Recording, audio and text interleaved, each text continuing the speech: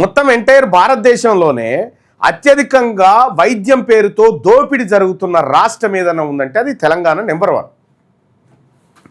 జాతీయ సగటు కంటే 55% ఎక్కువగా దోపిడీ తెలంగాణ రాష్ట్రంలో జరుగుతూ ఉంది. ఈ కార్పొరేట్ హాస్పిటళ్లలో జరుగుతూ ఉంది. వీటిని నియంత్రించాల్సినటువంటి ప్రభుత్వము వీటిని నియంత్రించకపోగా మీదికెళ్ళి ఇంకా కొత్త హాస్పిటల్స్ ఓపెన్ చేస్తూ ఉన్నారు. ఈసారి ఈ హాస్పిటల్ తెలంగాణ రాష్ట్రంలో ఈ హాస్పిటల్, ఎక్కడ హాస్పిటళ్ళు, ఈ హాస్పిటల్ల ఓనర్లు ఎవరు, ప్రైవేట్ హాస్పిటల్ల దోపిడీ ఈ విధంగా జరుగుతూ ఉంటే కట్టడి చేయాల్సిన ప్రభుత్వాలు ఎందుకు నిమ్మకు నీరైతే మళ్ళీ ప్రధానమంత్రి గారు వచ్చి మళ్ళీ కొత్తది ఒకటి ఓపెనింగ్ చేసుకపోతా ఉన్నాడు. అటు రేవంత్ రెడ్డి గారు ఇటీవల కాలంలో ఏవిఎన్ రెడ్డి అని చెప్పి ఆయన ప్రైవేట్ విద్యా సంస్థలు ఆయన స్కూళ్ళు కాలేజీలు ఓపెన్ చేసుకుంటూ ప్రభుత్వ విద్య మెరుగుపడాలని ఆడ స్పీచ్ ఇస్తాడు. ఈయన ఓపెన్ చేసిందేమో ప్రైవేట్ స్కూల్.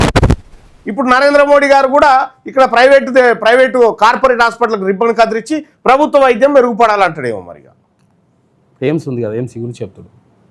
ఈ ఎయిమ్స్ పూరాగా ఓపెన్ అయ్యేది లేదు, అది ఎవరికి పూర్తిగా సేవలు అందించేది లేదు. తెలంగాణ రాష్ట్రంలో మొదలుపెట్టినటువంటి సనత్ నగర్ టీమ్స్, ఇంకో టీమ్స్ ఉన్నాయి కదా, అవి పూర్తయ్యేది లేదు.